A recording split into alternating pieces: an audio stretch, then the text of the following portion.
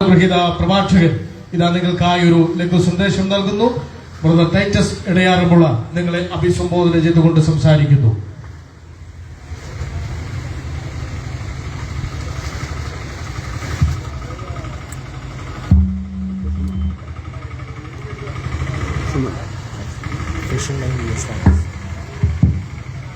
ശുദ്ധ പരിധിക്കുള്ളിൽ ഞങ്ങളെ അടുത്തും അകലെയുമായി ശ്രദ്ധിക്കുന്ന എല്ലാ ബഹുമാന്യ ശ്രോതാക്കൾക്കും ലോകരക്ഷിതാവായ യേശുക്രിസ്തുവിന്റെ ധന്യവേറിയ നാമത്തിൽ ഞങ്ങൾക്കുള്ള സ്നേഹ വന്ദനങ്ങൾ പ്രാരംഭമായി ഞങ്ങൾ അറിയിക്കുകയാണ്.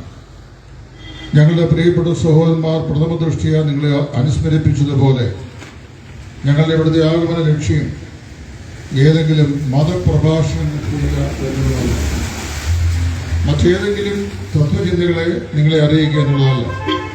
കഴിഞ്ഞ അനേക നാളുകളിലായി ഇടുക്കി ജില്ലയുടെയും കേരളത്തിൻ്റെയും വിവിധ സ്ഥലങ്ങളിൽ ഞങ്ങൾ ചുറ്റിത്തിരിഞ്ഞുകൊണ്ട് ജനതകളോട് അറിയിച്ചുകൊണ്ടിരിക്കുന്ന അതിമഹത്തായ ഒരു സന്ദേശം വളരെ പരിമിതമായ സമയത്തിൻ്റെ ഉള്ളിൽ നിങ്ങളെ അറിയിച്ച് ദേശത്തുനിന്ന് മടങ്ങിപ്പോകുവാൻ ഞങ്ങൾ ആഗ്രഹിക്കുകയാണ്.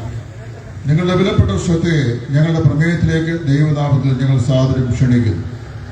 ഞങ്ങൾക്ക് പരിചയപ്പെടുത്തുവാനുള്ളത് ലോക ചരിത്രത്തിലെ ഏറ്റവും പ്രശസ്തനായ ഒരു വ്യക്തി പ്രഭാവത്തെയാണ്. നിങ്ങൾ ഇതിനോടകം നിരവധി പ്രാവശ്യം ഒരു പക്ഷെങ്കിൽ കേട്ടിട്ടുള്ള ഈ വ്യക്തിയാണ് 2000 വർഷങ്ങൾക്ക് മുമ്പ് സ്വർഗീയമായ മഹിമകളെ വെടിഞ്ഞ് ഈ താണഭൂമിയിലേക്ക് മനുഷ്യനായി അവതരിക്കുകയും 33 തിരുവയസ്സ് വരെ ഈ ഭൂമിയിൽ നമ്മിൽ ഒരുവരെ പോലെ സാധാരണ മനുഷ്യനായി ലോകത്തിൽ ജീവിക്കുകയും പാപരഹിതനെന്ന് സമസ്ത ജനകോടികളാലും സാക്ഷ്യം പ്രാപിച്ചു.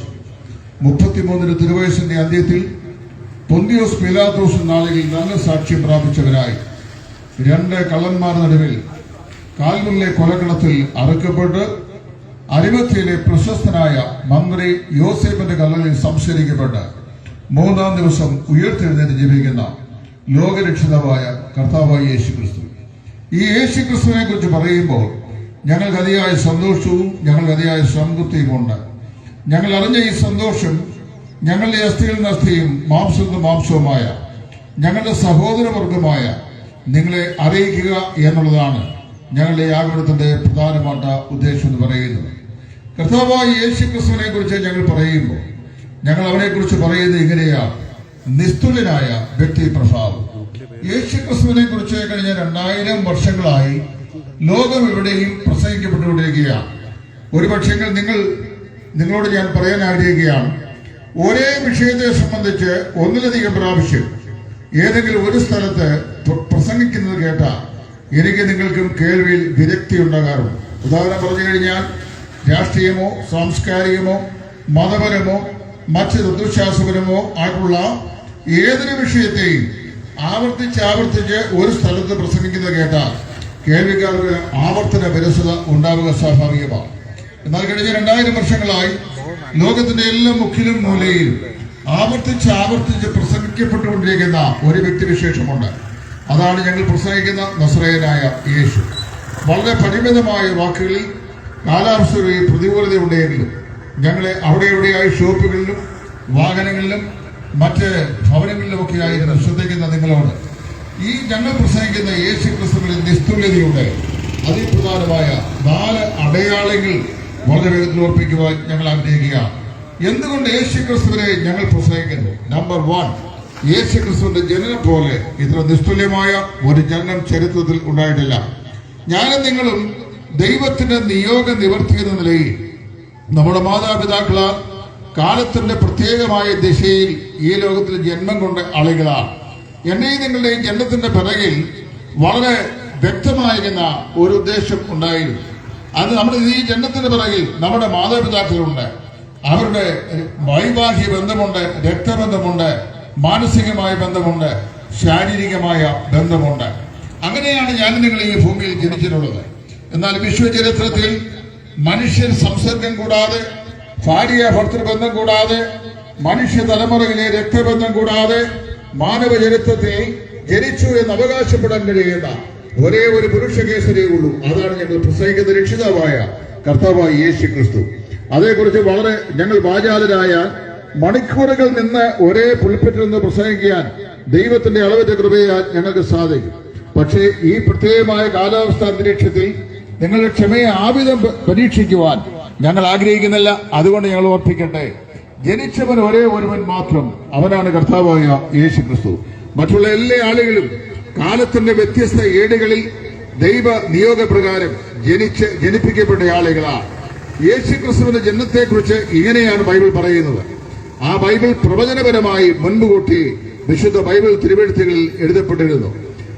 ഉൽപ്പത്തി പുസ്തകം എന്ന് പറയുന്ന ബൈബിളിന്റെ ആദ്യ താളിലെ 3-ാം അധ്യായത്തിന്റെ 15-ാം വാക്യത്തിൽ ആദ്യ മനുഷ്യൻ ഏദൻ പ്രദേശയിൽ പാപം ചെയ്ത് പാപത്തിന്റെ തിക്തഫലമായ മരണത്തിന് അടിവപ്പെട്ട് കഴിഞ്ഞപ്പോൾ അവന്റെ സൃഷ്ടിതാവായ ദൈവം തന്നെ ആ മനുഷ്യൻ പറഞ്ഞു, സ്ത്രീയുടെ സന്തതിയായി അവൻ ഭൂമിയിൽ ജനിക്കും.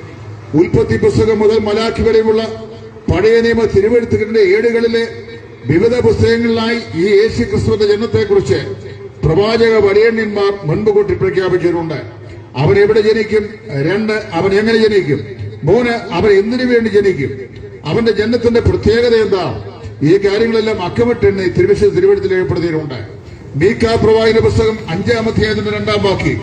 ആ വാക്യത്തിൽ ഇങ്ങനെയാണ് വായിക്കുന്നത്, നീയോ ബേത്ലഹേം എഫ്രാത്തേ, നീ യഹൂദ പ്രഭുക്കന്മാരിലൊട്ടും ചെറുതല്ല, നിന്നെ മേയ്പ്പാനുള്ള തലവൻ നിന്റെ ജനത്തിന്റെ നിന്ന് തന്നെ പുറപ്പെട്ടു വരും. ഇസ്രായേലിലെ ബേത്ലഹേം എന്ന് പറയുന്ന ഗ്രാമത്തിൽ യേശു ജനിക്കും എന്നാണ്. യേശുവിന്റെ ജനനത്തിന് ഏതാണ്ട് 540 വർഷം മുമ്പ് മീഖാ പ്രവാചകൻ വിളിച്ചു പറഞ്ഞത്. കർത്താവായ യേശു ക്രിസ്തുവിന്റെ ജനനത്തിന് ഏതാണ്ട് 740 വർഷങ്ങൾക്ക് മുമ്പ് ഇസ്രായേലിലെ യെരുശലേമിന്റെ രാജവീതിയിൽ കൂടെ നെടുകയും കുറുകയും നടന്നുകൊണ്ട് പഴയ നിയമ കാലഘട്ടത്തിലെ അറിയപ്പെട്ട പ്രവാചക വരേണ്യനായിരുന്ന യെശയ്യാവ് ഇപ്രകാരം പറഞ്ഞു, കന്യക ഗർഭിണിയായി ഒരു മകനെ പ്രസവിക്കും. യെശയ്യാവ് 7:1. അതേ പുസ്തകത്തിന്റെ 9-ാം അധ്യായം 6-ാം വാക്യം അവിടെ ഇങ്ങനെ വിളിച്ചു പറയുകയാണ്, നമുക്കൊരു ശിശു ജനിച്ചിരിക്കുന്നു, നമുക്കൊരു മകൻ നൽകപ്പെട്ടിരിക്കുന്നു, ആധിപത്യം അവന്റെ തോളിലേക്കും, അവന് അത്ഭുത മന്ത്രി, വീരനാം ദൈവം, നിത്യപിതാവ്, സമാധാന പ്രഭു എന്ന പേർ വിളിക്കപ്പെടും. എന്നെ കേൾക്കുന്ന ബഹുമാന്യ ശ്രോതാക്കളെ, മുന്നെഴുതപ്പെട്ടിരിക്കുന്ന തിരുവെഴുത്തിന്റെ പ്രവാചക നിവർത്തി എന്ന നിലയിലാണ് യേശു ക്രിസ്തു ഈ ലോകത്തിൽ ജനിച്ചത്. അത് മനസ്സിലാക്കിയ ക്രൈസ്തവ വിശ്വാസത്തിന്റെ കരുത്തുറ്റ ശത്രു എതിരാളിയുമായിരുന്ന തർസോസിലെ മസ്തിഷ്ക ആചാര്യനായിരുന്ന പൗലോസ് പ്രകാരം വിളിച്ചു പറഞ്ഞു, നമ്മുടെ കർത്താവായ യേശു ക്രിസ്തു തിരുവെഴുത്തുകളും പ്രകാരം ജനിച്ചു, കർത്താവായ യേശു തിരുവെഴുത്തുകളും പ്രകാരം മരിച്ചു, കർത്താവായ യേശു തിരുവെഴുത്തുകളും പ്രകാരം 3-ാം ദിവസം ഉയർത്തെഴുന്നേറ്റു. വിവരിക്കുവാൻ എനിക്ക് നിർവാഹമില്ലല്ലോ. യേശു ക്രിസ്തുവിന്റെ ജനനം മുൻപ് കൂട്ടി അറിയിച്ചിരുന്ന തിരുവെഴുത്തുകളുടെ അടിസ്ഥാനത്തിലാണ് ഈ ലോകത്ത് സംഭവിച്ചത്. നിങ്ങൾക്കറിയാം, നമ്മുടെ കോൺഗ്രസ് മന്ത്രിസഭ, അതായത് രാജീവ് ഗാന്ധിയുടെ മന്ത്രിസഭയിൽ അന്നത്തെ ടെലികോം മിനിസ്റ്ററായിരുന്ന ബഹുമാനനായ രാജേഷ് പൈലറ്റ് അദ്ദേഹം കേന്ദ്ര ക്യാബിനറ്റ് റാങ്കുള്ള മന്ത്രി വരേണ്യനായി ഇവിടെ ഭരിക്കുന്ന സമയത്ത് അന്ന് സ്റ്റേറ്റ് ഗവൺമെന്റ് ഭരിച്ചിരുന്നത് എനിക്ക് ഏറ്റവും പ്രിയപ്പെട്ട ഇടതുപക്ഷ ജനാധിപത്യ മുന്നണിയുടെ ഏറ്റവും പ്രശസ്തനായ ബഹുമാനനായ ഇ.കെ. നായനാർ അവരുകളായിരുന്നു.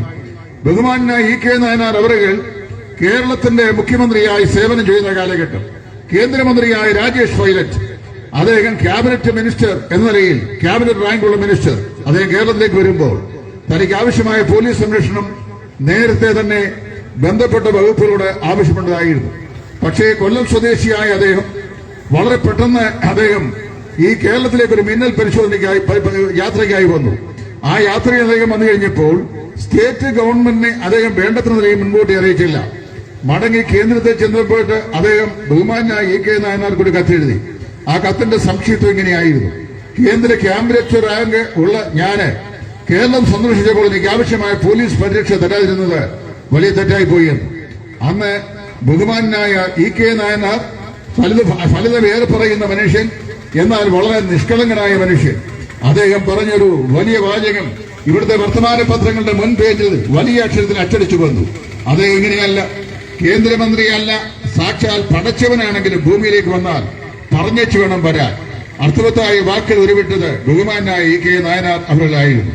ഞാൻ ഇതിന് പറഞ്ഞത് ചോദിച്ചു കഴിഞ്ഞാൽ, കേന്ദ്ര ക്യാബിനറ്റ് റാങ്കിലുള്ള ഒരു മന്ത്രി കേരളം സന്ദർശിക്കുമ്പോൾ പ്രോട്ടോകോൾ പ്രകാരം സംസ്ഥാന ഗവൺമെന്റിനെ മുൻകൂട്ടി അറിയിച്ച് പോലീസിന്റെ സംരക്ഷണം വാങ്ങേണ്ടതായിരുന്നു.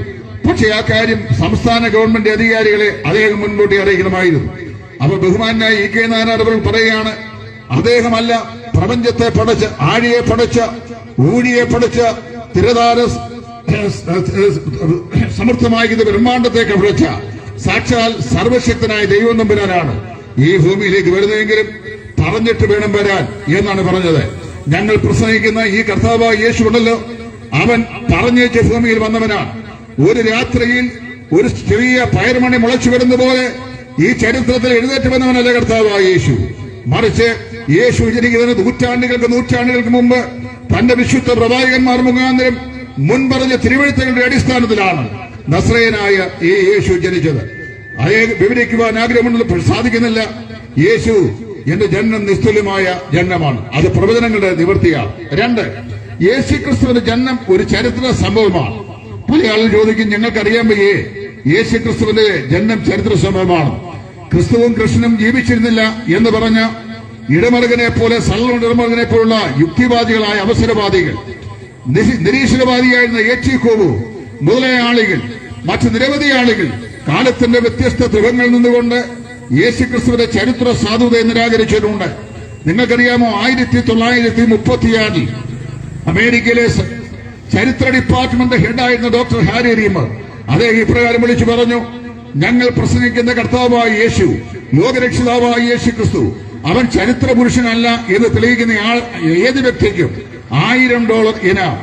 ഞാൻ പറയട്ടെ, 1936 അമേരിക്കൻ ചരിത്ര വിഭാഗത്തിന്റെ തലവനും സയൻസ് ബ്യൂറോയുടെ ഡയറക്ടറുമായിരുന്ന ഡോക്ടർ ഹാരി റിമ്മർ ലോകത്തോട് പരസ്യമായി വിളിച്ചു പറഞ്ഞ $1000 ഇന്നും ഡെമോക്ലീറ്റസിന്റെ വാൾ പോലെ ബൈബിൾ വിരോധികളുടെ, ചരിത്ര വിരോധികളുടെ തലയ്ക്ക് മീതെ അത് തൂങ്ങിക്കിടക്കുന്നു. ഞങ്ങളുടെ കർത്താവായ യേശു, ഞങ്ങൾ പ്രസംഗിക്കുന്ന നസ്രയനായ യേശു, അവൻ ചരിത്ര പുരുഷനായി ലോകത്തിൽ രംഗപ്രവേശം ചെയ്തിരിക്കുന്നു. ചരിത്രത്തിന്റെ ഭാഗമായി നീണ്ടു നിവർത്തുന്ന ചരിത്ര കേസരിയാണ് ലോകരക്ഷകനായ യേശു ക്രിസ്തു.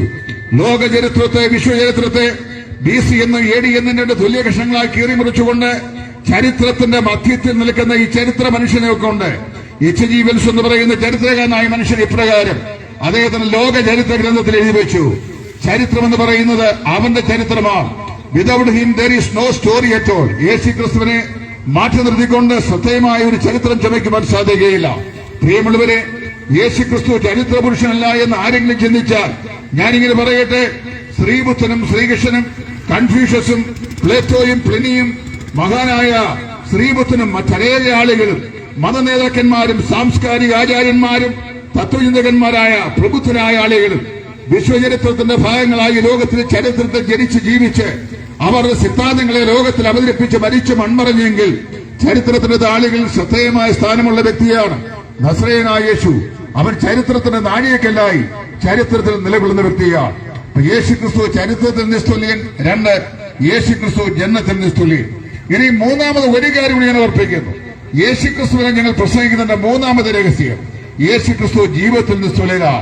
എന്താണ് യേശു ക്രിസ്തുവിന്റെ ജീവിതത്തിന്റെ നിസ്തുല്യത? വളരെ ചുരുക്കമായി ഞാൻ നിങ്ങളെ ഓർപ്പിക്കാം. ലോകത്തിൽ ഇതപര്യന്തം ജനിച്ച് ജീവിക്കുന്ന എല്ലാ ആളുകളും പാപികളാണ്. പാപമില്ലാത്ത ഒരു മനുഷ്യൻ പോലും ഈ ഭൂമിയിലില്ല. നിങ്ങൾക്കറിയാമല്ലോ, കഴിഞ്ഞ ദിവസത്തിന്റെ തലേ വെളുപ്പിനാണ് നമ്മുടെ സൗമ്യ എന്ന് പറയുന്ന ഒരു നിഷ്കളങ്കയായ പെൺകുട്ടിയെ ട്രെയിനിൽ നിന്ന് തള്ളി വാതിലൂടെ പ്ലാറ്റ്ഫോമിലേക്ക് ഇട്ടിട്ട് അർത്ഥനഗ്നയാക്കി അവളെ ബലാത്സംഗം ചെയ്ത നമ്മുടെ ഗോവിന്ദച്ചാമി, നമ്മുടെ കണ്ണൂരെ ഏറ്റവും പ്രശസ്തമായിരിക്കുന്ന സെൻട്രൽ ജയിലിന്റെ അതിശക്തമായ കാവലിൽ സൂക്ഷിക്കപ്പെട്ട ഗോവിന്ദച്ചാമി ജയിൽ ചാടി പുറത്തു വന്നു. 6 മണിക്കൂറിൽ കേരള പോലീസ് അദ്ദേഹത്തെ വീണ്ടും അറസ്റ്റ് ചെയ്തു. കോടതിയെ ഹാജരാക്കി ഒരുപക്ഷെ ജയിലിലേക്ക് മാറ്റുന്നുണ്ടാവും. ഇന്നത്തെ സാഹചര്യം മനസ്സിലാക്കണം. ലോകം മുഴുവൻ പാപത്തിലാണ് ജീവിക്കുന്നത്.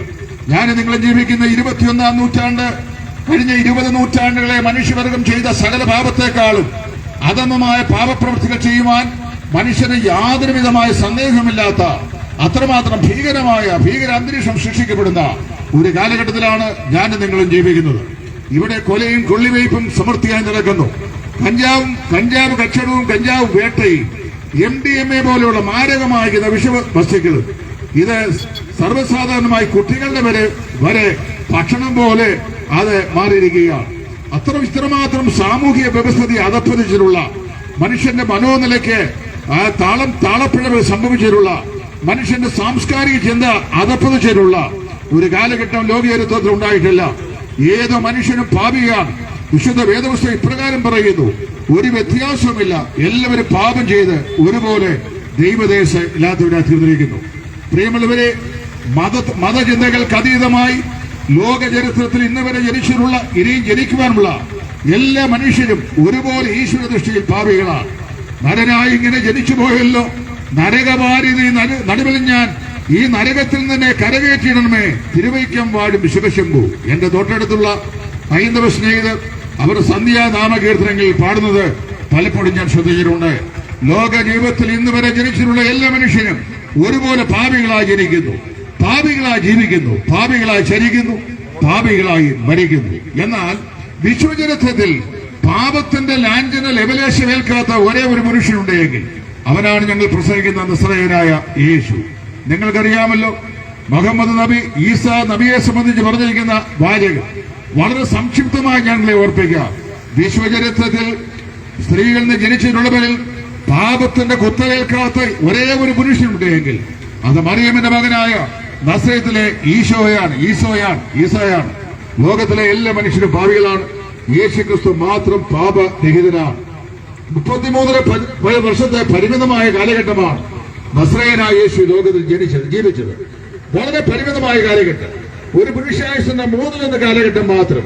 വളരെ പരിമിതമായ നാളുകൾ, പരിമിതമായ സമസ്യകൾ, അതും 3.5 വർഷക്കാലം മാത്രം പരസ്യലോകത്തോട് പരസ്യമായി പ്രസംഗിച്ച നസ്രയനായ യേശു. ആ യേശു ക്രിസ്തു തന്നെ പരക്കെ വിമർശിക്കുന്ന പരീക്ഷപക്ഷത്തിന്റെ മുമ്പാകെ നെഞ്ചു നിവർത്തി നിന്നുകൊണ്ട് ഇപ്രകാരം വിളിച്ചു ചോദിച്ചു, നിങ്ങളിൽ ആർക്കെന്നെ പാപത്തെക്കുറിച്ച് ബോധപ്പെടുത്താൻ കഴിയും? ഞാൻ ഇടയാറുമുള്ള സ്വദേശിയാണ്. ഞാനിവിടെ വന്നിട്ട് ഈ കഞ്ഞിക്കുഴിയിലും വെൺമണി ജംഗ്ഷനിലും വന്നിട്ട് നിങ്ങളിൽ ആർക്കെന്നെ പാപത്തെക്കുറിച്ച് ബോധം വരുത്തുവാൻ കഴിയും എന്ന് ചോദിച്ചാൽ, നിങ്ങൾ സുബോധമുള്ള ആളുകൾ ഞാൻ പറയുന്ന മരമണ്ടത്തരമാണെന്ന് മനസ്സിലാക്കും. എന്നെ കല്ലുകയാനും ഒരു പക്ഷെങ്കിൽ നിങ്ങൾ വിമോചനം കാണിക്കുകയില്ല. പക്ഷേ തന്നെ പരക്കെ വിമർശിക്കുന്ന പരീക്ഷന്മാരുടെയും ശാസ്ത്രിമാരുടെയും സദസ്സിന്റെ മുമ്പാകെ നെഞ്ചു വിരിച്ചു നിന്നുകൊണ്ട് ഞങ്ങൾ പ്രസംഗിക്കുന്ന യേശു ചോദിച്ചു, നിങ്ങളിൽ ആർക്കെന്നെ പാപത്തെക്കുറിച്ച് ബോധം വരുത്തുവാൻ കഴിയും? ജന്മത്താലും ജീവിതത്താലും പാപത്തിന്റെ ലാഞ്ചന ലെവലേശം ഏറ്റിട്ടില്ലാത്ത വിശുദ്ധനായ പരിശുദ്ധനായ പുരുഷകേസരിയായിരുന്നു നസ്രയനായ യേശു ക്രിസ്തു. യേശു ക്രിസ്തു തന്റെ ജീവിതത്തിൽ നിസ്തുലനായിരുന്നുവെന്ന് ചരിത്രത്തിലൂടെ, വിശുദ്ധ വേദപുസ്തകത്തിലൂടെ വളരെ വ്യക്തമായി വേദപുസ്തകം തെളിയിക്കുന്നു. കർത്താവായ യേശുവിനെ ശത്രുക്കളും മിത്രങ്ങളും ഒരുപോലെ പരീക്ഷിക്കുകയും പരിശോധിക്കുകയും ചെയ്തിട്ടുണ്ട്. അവന്റെ 33 വർഷക്കാലത്തെ രഹസ്യ ജീവിതത്തിലെ 30-ാം വർഷത്തിലാണ് യേശു ക്രിസ്തു പരസ്യ ശുശ്രൂഷ ആരംഭിക്കുന്നത്. 3.5 വർഷക്കാലത്തെ പരസ്യമായ ശുശ്രൂഷയുടെ പ്രഥമ കവാടത്തിൽ അതിനു മുമ്പ് അവന്റെ പരസ്യ ശുശ്രൂഷ സമാരംഭിക്കും മുമ്പ് വിശുദ്ധ മത്തായിയുടെ സുവിശേഷം 3:16 പരിശുദ്ധനായ ദൈവം തമ്പുരാൻ സ്വർഗത്തിൽ നിന്ന് ഇങ്ങനെ ഏറ്റു പറഞ്ഞു, ഇതാ ഇവൻ എന്റെ പ്രിയപുത്രൻ, ഇവൻ ഞാൻ പ്രസാദം ചെയ്യുന്നു. 30 വർഷക്കാലത്തെ അവന്റെ രഹസ്യ ജീവിതം, അത് ആ രഹസ്യ ജീവിതത്തെ പരസ്യമായി നോക്കി പരിശോധിച്ചാൽ 3 ഘട്ടങ്ങളിൽ മാത്രമാണ് യേശുവിനെ കുറിച്ചുള്ള പരാമർശം സുവിശേഷത്തിൽ താളുകൾ നാം ദർശിക്കുന്നത്. ഒന്ന്, യഹൂദിയിലെ ബേത്ലഹേമിൽ ശിശുവായി ജനിക്കുന്ന യേശു. അവിടെ ആട്ടിടയന്മാർ ചെന്ന് അവനെ കാണുന്നു, നമസ്കരിക്കുന്നു. 12ാമത്തെ വയസ്സിൽ മാതാപിതാക്കളുടെ ദേവാലയത്തിലേക്ക് ആരാധനയ്ക്കായി കടന്നു പോകുന്ന യേശു അവിടെ വിദ്വാൻമാരായ ആളുകളുമായി അദ്ദേഹം സമ്പാദിക്കുന്നു. ആ യെരൂശലേമിൽ സ്ഥിതിയ ദേവാലയം തന്റെ പിതാവിന്റെ പ്രാർത്ഥനാലയമാണെന്ന് സമ്പാദിച്ച് സമർത്ഥിക്കുന്നു. അത് കഴിഞ്ഞ് 30ാം വയസ്സിൽ യോഹന്നാനാൽ സ്നാനമേൽക്കുവാൻ അവതാ യേശു ക്രിസ്തു യോർദാന്റെ കരയിലേക്ക് വരുന്നു. ഇങ്ങനെ 30 വർഷക്കാലത്തെ തന്റെ ജീവിതത്തിൽ 3 കാലഘട്ടങ്ങളെ കുറിച്ച് മാത്രമേ ലളിതമായ പരാമർശങ്ങൾ ബൈബിളിലുള്ളൂ. ആ 30 വർഷക്കാലത്തെ ജീവിതത്തെ സൂക്ഷ്മമായി അവലോകനം ചെയ്ത പിതാവായ ദൈവം സ്വർഗത്തിൽ നിന്ന് പരസ്യമായി വിളിച്ചു പറഞ്ഞു, ഇവൻ എന്റെ പ്രിയപുത്രൻ, ഇവനിൽ ഞാൻ പ്രസാദിച്ചിരിക്കുന്നു. ഞാൻ മുൻപോട്ട് പോകട്ടെ. യേശു ക്രിസ്തുവിന്റെ ജീവിതത്തിന്റെ അന്ത്യനാളുകളിലേക്ക് വരികയാണ്. പാപത്തിന്റെ പരിഹാരകനായി ലോകത്തിൽ മനുഷ്യനായി അവതരിച്ച് പാപികളുടെ പാപത്തിന്റെ പരിഹാരത്തിന് വേണ്ടി, പാപികളുടെ രക്ഷയ്ക്ക് വേണ്ടി മനുഷ്യാവതാരം സ്വീകരിച്ച ദൈവപുത്രനായ യേശു അധർമ്മികളായ യഹൂദ പരീക്ഷകളുടെ കയ്യിൽ ഏൽപ്പിക്കപ്പെടുകയും അവർ അവനെ നാടുവാഴിയായ പീലാത്തോസിന് കയ്യിൽ ഏൽപ്പിക്കുകയും ചെയ്തു. പീലാത്തോസും ഹെരോദാവും ഹന്നാവും കയ്യഫാവും ആ കാലഘട്ടത്തിലെ മഹാപുരോഹിതന്മാരും ശാസ്ത്രിമാരും പരീക്ഷ പ്രമാണികളും നാടുവാഴിയും എല്ലാവരും തിരിച്ചും മറിച്ചും തിരിച്ചും നസ്രയനായ യേശുവിനെ പരിശോധിച്ചു. പീലാത്തോസ് വിളിച്ചു പറഞ്ഞു, ഞാൻ അവനെ സൂക്ഷ്മമായി നിരീക്ഷിച്ചു, ഒരു കുറ്റവും അവനിൽ കാണുന്നില്ല. ക്രൂശമരത്തിൽ ഏൽപ്പിക്കാൻ കഴിയുന്ന യാതൊരു കുറ്റവും ഞാൻ അവനിൽ കാണുന്നില്ല. പീലാത്തോസിന്റെ ഭാര്യ യേശു ക്രിസ്തുവിന്റെ വിസ്താരമേളകൾ കത്തെഴുതി പടയാളികളുടെ കയ്യിൽ യേശുവിന് കൊടുത്തയച്ചു, പീലാത്തോസിന് കൊടുത്തയച്ചു. ഇപ്രകാരം എഴുതി, നീതിമാനായ മനുഷ്യന്റെ കാര്യത്തിൽ ദയവ് ചെയ്ത് നീ ഇടപെടരുത്. കഴിഞ്ഞ രാത്രിയിൽ ഈ മനുഷ്യൻ നിർത്താൻ ഞാൻ സ്വപ്നത്തിൽ വളരെ അസ്വസ്ഥനായി. പ്രിയമുള്ളവരെ, പീലാത്തോസ് പറയുന്നു, ഞാൻ യാതൊരു കുറ്റവും അവന് കാണുന്നില്ല. പീലാത്തോസിന്റെ ഭാര്യ പറയുന്നു, ഈ നീതിമാനായ മനുഷ്യന്റെ കാര്യത്തിൽ യാതൊരു നിലയിലും ഇടപെടരുത്. കുരിശിന്റെ ചുവട്ടിൽ കുന്തവുമേന്തി കാവൽ നിൽക്കുന്ന കാവൽ പടയാളിയാകുന്ന ശതാധിപൻ പറയുന്നു, ഈ മനുഷ്യൻ വാസ്തവമായി നീതിമാനായിരുന്നു. സത്യം. പ്രിയമുള്ളവരെ, ക്രൂശിൽ അവന് ഇടത്തും വലത്തുമായി ക്രൂശിക്കപ്പെട്ട രണ്ട് കള്ളന്മാർ ഒരുവൻ പറയുന്നു, മാമോൻ ന്യായമായത് പ്രാപിക്കുന്നു, ഇവനോ അരുതാത്തൊന്നും ചെയ്തിട്ടില്ല. ചുരുക്കം പറഞ്ഞു കഴിഞ്ഞാൽ ശത്രുക്കളാലും മിത്രങ്ങളാലും ഒരുപോലെ പാപരഹിതനെന്ന് സാക്ഷ്യം പ്രാപിച്ച സാക്ഷ്യ ജീവിതത്തിന്റെ ഉടമസ്ഥനായിരുന്നു ഞങ്ങൾ പ്രസംഗിക്കുന്ന യേശുക്രിസ്തു. യേശുക്രിസ്തു ജന്മത്തിൽ നിസ്തുലനാണ്, ചരിത്രത്തിൽ നിസ്തുലനാണ്, പ്രവാചക തിരുവഴുത്തുകൾ നിസ്തുലനാണ്. കർത്താവായ യേശുക്രിസ്തു ജീവിതത്തിൽ നിസ്തുലനാണ്. ഇനി അടുത്തത്, കർത്താവായ യേശു മരണത്തിൽ നിസ്തുലനാണ്. ഒരിക്കൽ ജനിച്ചാൽ മരിക്കണം, അത് ജീവശാസ്ത്രത്തിന്റെ അടിസ്ഥാന തത്വമാണ്. ജീവനുള്ള ഏതിനും ഒരവസാനമുണ്ട്, ആരംഭമുള്ള ഏതിനും ഒരു പര്യവസാനമുണ്ട്. ഒരു ദിവസം ഞാനും നിങ്ങളും ഈ ഭൂമിയിൽ നിന്ന് മരിച്ചു മാറ്റപ്പെട്ടേ മതിയാവുകയുള്ളൂ. ജീവിക്കാനാണ് നാം ആഗ്രഹിക്കുന്നെങ്കിലും മരണം നമ്മുടെ ജീവിതത്തിന്റെ ഏറ്റവും ഒടുവിലത്തെ തിരശ്ശീലയാണ്. 1992 തിരുവല്ല മെഡിക്കൽ മിഷൻ ഹോസ്പിറ്റലിൽ ഞാൻ ഒരു പ്രത്യേക ചികിത്സയ്ക്കായി അവിടെ അഡ്മിറ്റായി കിടക്കുമ്പോൾ കവിയൂർ സ്വദേശിയായി 102 വയസ്സുള്ള പിതാവിന് കണ്ണിന് നല്ല കാഴ്ച എപ്പോഴുമുണ്ട്, ചെവിക്ക് കേൾവിയുണ്ട്, ശരീരത്തിലെ ത്വക്കെല്ലാം അത് നന്നായിട്ട് ചുക്കിച്ചുളുങ്ങിയിട്ടുണ്ട്. വളരെ വയോധികനായി അദ്ദേഹത്തിന് ഏതോ ഒരസുഖമായി അവിടെ കൊണ്ടുവന്നു. ഞാൻ കിടക്കുന്ന റൂമിന്റെ തൊട്ടടുത്ത ബെഡിലാണ് ഈ പ്രിയത പിതാവിനെ കിടത്തിയിരിക്കുന്നത്. ആ പിതാവിനെ ഇഞ്ചക്ഷൻ ചെയ്യാനായി നേഴ്സസ് കടന്നു വരുമ്പോൾ 102 വയസ്സുള്ള പിതാവ് കുത്തിവയ്പ്പാൻ വന്ന് നേഴ്സിനോട് ചോദിക്കുകയാണ്, മോളെ ഞാൻ മരിച്ചു പോകുമോ? ചുരുക്കം പറഞ്ഞു കഴിഞ്ഞാൽ 102 വയസ്സായാലും മരിക്കണം എന്ന് മനുഷ്യൻ ആഗ്രഹിക്കുന്നില്ല. ലോകത്തിൽ ഒരു മനുഷ്യനും ഇവിടെ മരിക്കാൻ ആഗ്രഹിക്കുന്നില്ല. എല്ലാവരും ജീവിക്കാൻ ആഗ്രഹിക്കുന്നവരാണ്, ജീവിക്കാൻ വേണ്ടി ജനിച്ചവരാണ്. പക്ഷേ ഹതഭാഗ്യത കൊണ്ട് ഞാനും നിങ്ങളും മരിച്ചു പോകുന്നു. പാപത്തിന്റെ ഫലമായി ഞാൻ നിങ്ങളും മരിച്ചു പോകുന്നു. അതാണ് ഏറ്റവും വലിയ ചരിത്ര യാഥാർത്ഥ്യം. എന്നാൽ ഒരു കാര്യം മനസ്സിലാക്കുക, നസ്രയനായ യേശുവും മരിക്കാനായി ഈ ലോകത്തിലേക്ക് ജനിച്ചവരാണ്. ഞാനും നിങ്ങളും ജീവിക്കാനായി ലോകത്തിൽ ജനിച്ചവരായി വരുമ്പോൾ നസ്രയനായ യേശു മാത്രം മരിക്കാനായി ജനിച്ചവൻ. വിശുദ്ധ വേദപുസ്തകത്തിൽ ഇപ്രകാരം യേശു പറഞ്ഞു, ഇതാ മനുഷ്യപുത്രൻ പാപികളുടെ കയ്യിൽ ഏൽപ്പിക്കപ്പെടുന്നു, അവർ അവനെ ക്രൂശിച്ചു കൊല്ലും. നിശ്ചയമായും മരണത്തെ മുൻകണ്ട് അത് വളരെ വ്യക്തമായി മനസ്സിലാക്കിയ ശേഷം മരണത്തെ സ്വാഗതം ചെയ്ത മഹാപുരുഷനാണ് നസ്രയനായ യേശു. മനുഷ്യപുത്രൻ പാപികളുടെ രക്ഷയ്ക്ക് വേണ്ടി ആണ് കടന്നു വന്നത് എന്ന് കർത്താവ് പറഞ്ഞു. മനുഷ്യവർഗത്തിന്റെ പാപത്തിന്റെ പരിഹാരകനായിട്ടാണ് യേശു വന്നത് എന്നും അവിടുത്തെ പാപയാഗം, അതായത് കാൽവരിലെ മരണം മനുഷ്യന്റെ പാപത്തിന് പരിഹാരം വരുത്തുമെന്നും മുൻകൂട്ടി യേശു മനസ്സിലാക്കി അങ്ങനെ മരിപ്പാനായി ഒരുക്കപ്പെട്ട് ഈ ഭൂമിയിലേക്ക് വന്നവനാണ് കർത്താവായ യേശു. ആ യേശുവിനെ വിശുദ്ധ വേദപുസ്തകം പറയുന്നത് ഇങ്ങനെയാ, അവനെ ഗോൽഗോഥായിൽ കാൽവരിലെ മലയിൽ 2 കള്ളന്മാരടുവിലായി നാടുവാഴിയായ പീലാത്തോസ് ക്രൂശിച്ച് കൊന്നു. അവനെ കുറ്റക്കാരനല്ല എന്ന് വളരെ ബോധ്യമുണ്ടായിട്ടും യഹൂദന്മാരായ ആളുകളെ തൃപ്തിപ്പെടുത്തുക എന്നുള്ള രാഷ്ട്രീയ ലക്ഷ്യത്തോടെ അവനെ മരണത്തിനായി ഏൽപ്പിച്ചു കൊടുത്തു പീലാത്തോസ്. കർത്താവായ യേശു കാൽവരിലെ ക്രൂശിൽ മനുഷ്യവർഗത്തിനായി കൈകാലുകൾ വിരിച്ച് മരിച്ചു. അവൻ മരിച്ചു കഴിഞ്ഞപ്പോൾ വിശുദ്ധ വേദപുസ്തകം ഇപ്രകാരമാണ് പറയുന്നത്, യേശുക്രിസ്തുവിന്റെ മരണത്തെങ്കിൽ അതുല്യമായ പല സംഭവ വികാസങ്ങളും അരങ്ങേറി. വിശുദ്ധ മത്തായിയുടെ സുവിശേഷം 27-ാം അധ്യായം ഇപ്രകാരം പറയുന്നു. സംക്ഷിപ്തമായ വാക്കുകൾ ഞാൻ മാത്രം സൂചിപ്പിക്കാം. മത്തായി പറയുകയാണ്, യേശു കാൽവരിലെ ക്രൂശിലുള്ളതുകൊണ്ട് ഏലി ഏലി ലമാ ശബക്താനി, എന്റെ ദൈവമേ നീ എന്നെ കൈവിട്ടത് എന്ന് ഉറക്കത്തിൽ വിളിച്ചപ്പോൾ ദിഗംബരങ്ങളെ ഭേദിപ്പിക്കുമാർ അന്തരീക്ഷത്തിലേക്ക് അലയടിച്ച ആ മഹാശബ്ദത്തിന്റെ മുമ്പാകെ ഭൂമി കുലുങ്ങി, പാറകൾ പിളർന്നു, ദൈവമന്ദിരത്തിലെ തിരശ്ശീല മുകൾ തൊട്ടടിയോളം 2 ചീന്തി, മരിച്ച വിശുദ്ധന്മാരുടെ പലരുടെയും കല്ലറകൾ തുറന്നു. കർത്താവിന്റെ പുനരുദ്ധാനത്തിന് ശേഷം കല്ലറകളെ വിട്ട് പുറത്തു വന്നു, നഗരത്തിൽ പലർക്കും പ്രത്യക്ഷനായി.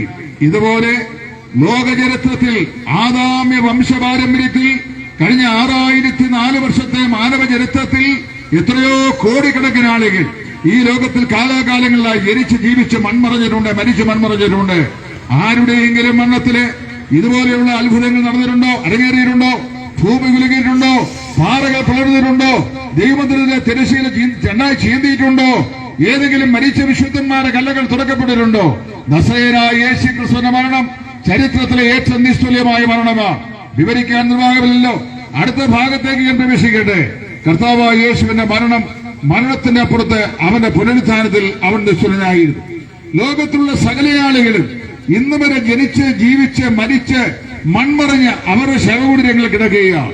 നമ്മുടെ ഇന്ത്യയുടെ രാഷ്ട്രപിതാവായിരുന്ന മഹാത്മജി 1947 ആഗസ്റ്റ് മാസം 15-ാം തീയതി ബ്രിട്ടീഷുകാരോട് സമരം ചെയ്ത് ഈ ഭാരതത്തിന്റെ സ്വാതന്ത്ര്യം വാങ്ങി ഈ ബ്രിട്ടീഷുകാരുടെ അടിമത്തിൽ നിന്ന് നമ്മുടെ രാജ്യത്തെ യഥാസ്ഥാനപ്പെടുത്തി നമുക്ക് സ്വാതന്ത്ര്യം നൽകി തരുമെന്നും 1948 ജനുവരി മാസം 30-ാം തീയതി പതിവ് പോലെ ബിർളാ മന്ദിരത്തിലേക്ക് വൈകിട്ട് 5 മണിക്ക് പ്രാർത്ഥിക്കാൻ പോകുമ്പോൾ അദ്ദേഹം വെടിയേറ്റ് മരിക്കുമെന്നും ഇവിടുത്തെ ജ്യോത്സ്യന്മാരാരും മുൻകൂട്ടി പ്രഖ്യാപിച്ചില്ല. ആഴ്ചതോറും നമ്മുടെ മാസികകളിലും അതുപോലെ വർത്തമാന പത്രങ്ങളിലും വാരഫലം ചമച്ച് വിടുന്ന നമ്മുടെ ജ്യോത്സ്യന്മാരൊക്കെ അന്നും ഈ രാജ്യത്തുണ്ടായിരുന്നു. ആരും മുൻകൂട്ടി അത് പ്രഖ്യാപിച്ചില്ല. അങ്ങനെ ആരെങ്കിലും അദ്ദേഹത്തെ അറിയിച്ചിരുന്നെങ്കിൽ ഒരുപക്ഷെങ്കിൽ മഹാത്മജി അന്നത്തെ പ്രാർത്ഥന മാറ്റിവെച്ചേക്കാൻ സാധ്യതയുണ്ടായിരുന്നു. പതിവ് പോലെ അദ്ദേഹം ബിർളാ മന്ദിരത്തിലേക്ക് പ്രാർത്ഥിക്കാൻ പോകുമ്പോഴാണ് വെടിയേറ്റ് മരിച്ചത്. അദ്ദേഹം മരിച്ചു, രക്തസാക്ഷിയായി തന്നെ മരിച്ചു. നമ്മുടെ കർത്താവായ യേശുവും മരിച്ചു. നിങ്ങൾക്കറിയാമോ, യേശു മരിച്ച ശേഷം അദ്ദേഹത്തിന് രഹസ്യ ശിഷ്യന്മാരായിരുന്ന അരിമത്യയിലെ യോസേഫും നിക്കോദിമോസും എന്ന് പറയുന്നയാൾ അവരിരുവരും കൂടി പീലാത്തോസ് എന്ന നാടുവാഴിയുടെ വന്ന് അവന്റെ ഭൗമശരീരം യഹൂദ മര്യാദ പ്രകാരം സംസ്കരിക്കുന്നതിനായി വിട്ടുകൊടുക്കണം എന്നപേക്ഷിച്ചു. പീലാത്തോസ് ശവശരീരം ഏൽപ്പിച്ചു കൊടുത്തു. 100 രാത്രി സുഗന്ധ ദ്രവ്യങ്ങളുടെ അകമ്പടിയോടെ ലിനലിൽ പൊതിഞ്ഞതായി ഈ ഭൗമശരീരം അരിമത്യയിലെ യോസേഫ് എന്ന് പറയുന്ന പ്രശസ്തനായ മന്ത്രി അദ്ദേഹത്തിന്റെ കുടുംബത്തിനും വേണ്ടി പാറയിൽ വെട്ടിയുണ്ടാക്കിയ കല്ലറയിൽ ആ ഭൗമശരീരം സംസ്കരിച്ചു. എന്നാൽ അതിന് മാത്രമല്ല, ആ കല്ലറയിൽ ആ ഭൗമശരീരം സംസ്കരിച്ച ശേഷവും യഹൂദന്മാർ അടങ്ങുകയില്ല. അവർ പീലാത്തോസ് അടുക്കൽ വന്നു, യജമാനെ ഒരു കാര്യം കൂടെ നിങ്ങൾ ചെയ്യണം. ഈ ചതിയനായ മനുഷ്യൻ ജീവിച്ചിരിക്കുമ്പോൾ ഇപ്രകാരം പറഞ്ഞിട്ടുണ്ട്, നിങ്ങൾ എന്നെ ക്രൂശിച്ചു കൊന്നാൽ ഞാൻ 3 ദിവസം കഴിയുമ്പോൾ ഉയർത്തെഴുന്നേൽക്കും. ഒരുപക്ഷെങ്കിലും അവന്റെ അടിമ ശിഷ്യന്മാർ ഈ കല്ലറയുടെ വാതിക്കൽ വന്ന് ഈ കല്ലറയിൽ നിന്ന് ഈ ഭൗമശരീരം അപഹരിച്ചുകൊണ്ട് പോയിട്ട് അവർ ഏറ്റെഴുന്നേറ്റ് വന്ന് വീമ്പ് പറയാൻ സാധ്യതയുണ്ട്. പീലാത്തോസ് പറഞ്ഞു, എങ്ങനെയാണെങ്കിലും ഞാൻ എന്ത് ചെയ്യാം, കാവൽക്കൂട്ടത്തെ തരാം, അവർ കാവൽ ചെയ്യട്ടെ എന്ന് പറഞ്ഞു. കാവൽക്കൂട്ടത്തെ കൊടുത്തു. തീവെട്ടി പന്തങ്ങളുമായി കാവൽ പടയാളികൾ നമ്മുടെ കർത്താവ് യേശു ക്രിസ്തുവിന്റെ കല്ലറയെ കാവൽ ചെയ്യുകയാണ്.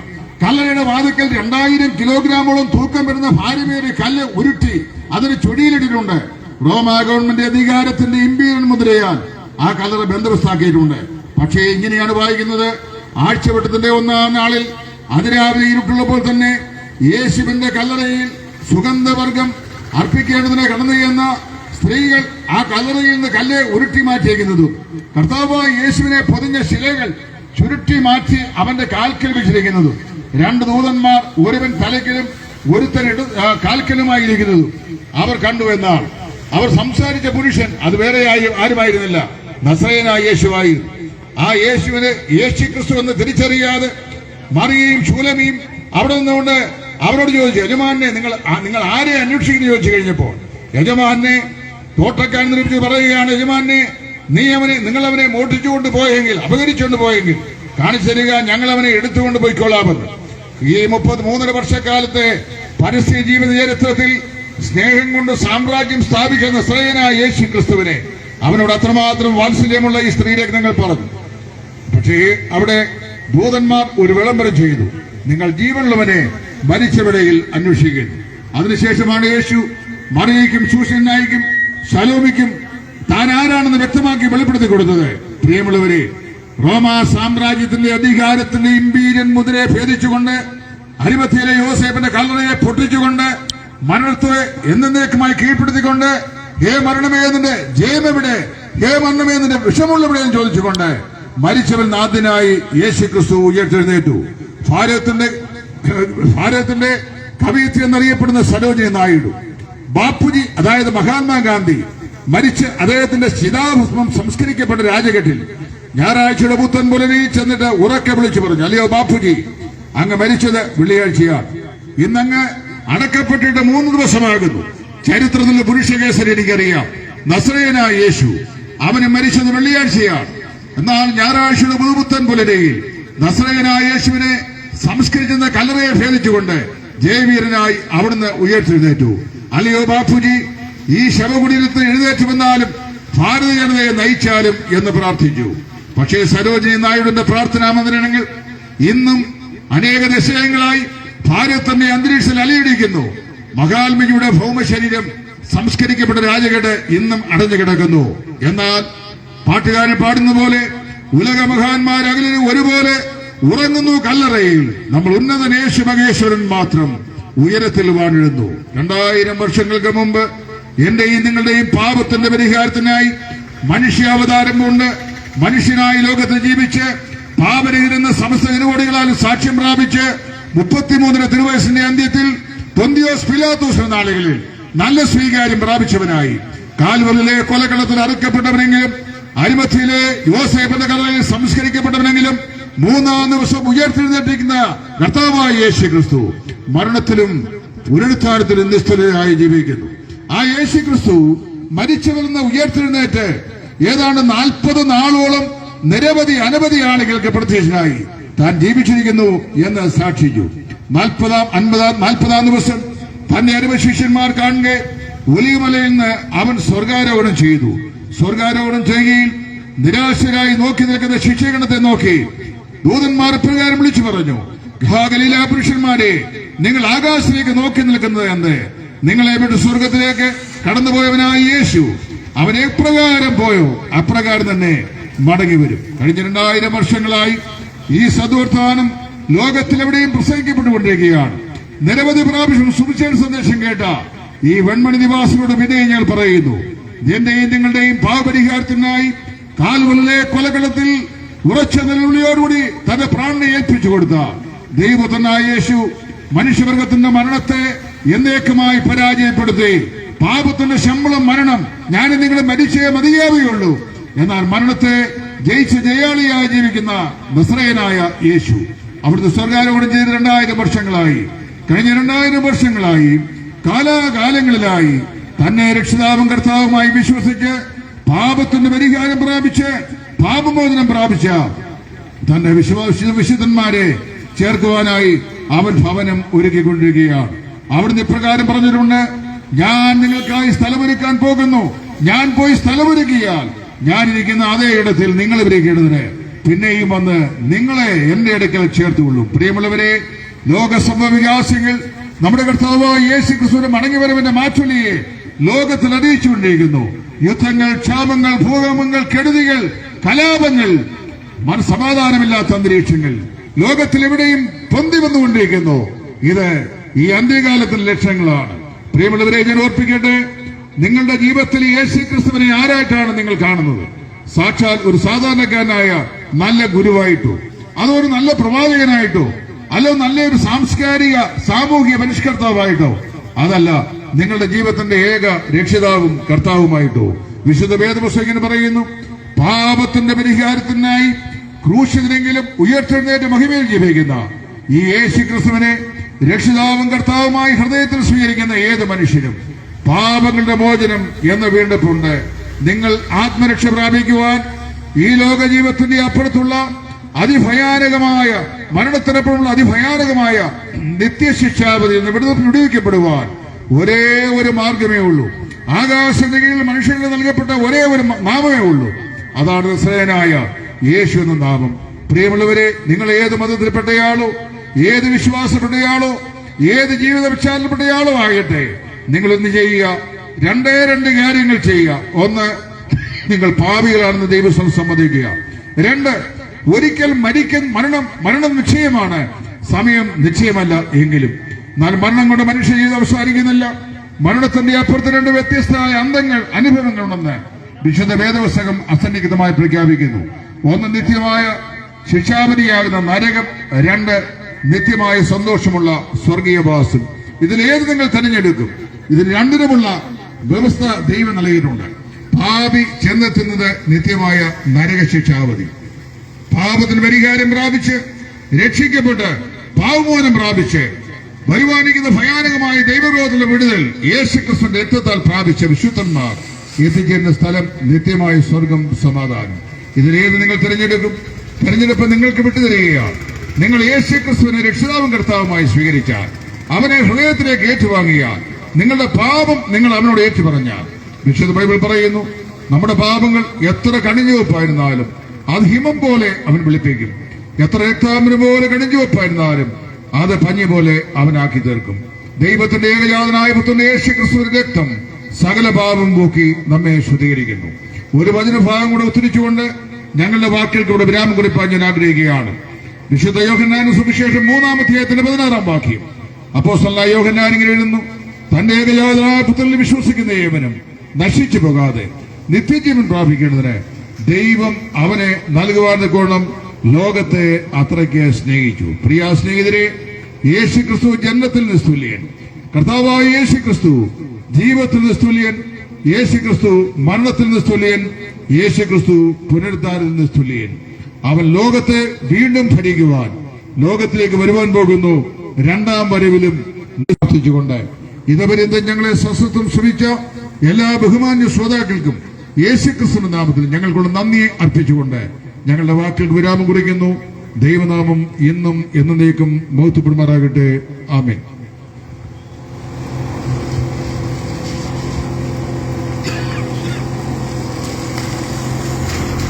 ഇതുവരെയും ഞങ്ങളെ ശ്രദ്ധിച്ച് ബഹുമാന്യ സ്നേഹിതരോടുള്ള അകമൊഴിഞ്ഞ നന്ദി രേഖപ്പെടുത്തുന്നു. ഇടുക്കി കഞ്ഞിക്കുഴി ബ്രദറൻ അസംബ്ലിയുടെ ചുമതലയിൽ സമീപ പ്രദേശങ്ങളിലൂടെ ഇന്ന് നടത്തിവരുന്ന ഈ സന്ദേശയാത്ര നിങ്ങൾ ശ്രമിക്കുവാനിടയായല്ലോ. നിങ്ങളുടെ ജീവിതത്തിന് നന്മയ്ക്കും അനുഗ്രഹത്തിനും കാരണമായി തീരട്ടെ. അതിനപ്പുറമായി നിതാന്തമായ ഒരു നിത്യതയ്ക്ക് അവകാശികളായി തീരുവാൻ ഇടവരട്ടെ എന്നുള്ള ആത്മാർത്ഥമായ പ്രാർത്ഥനയോടെ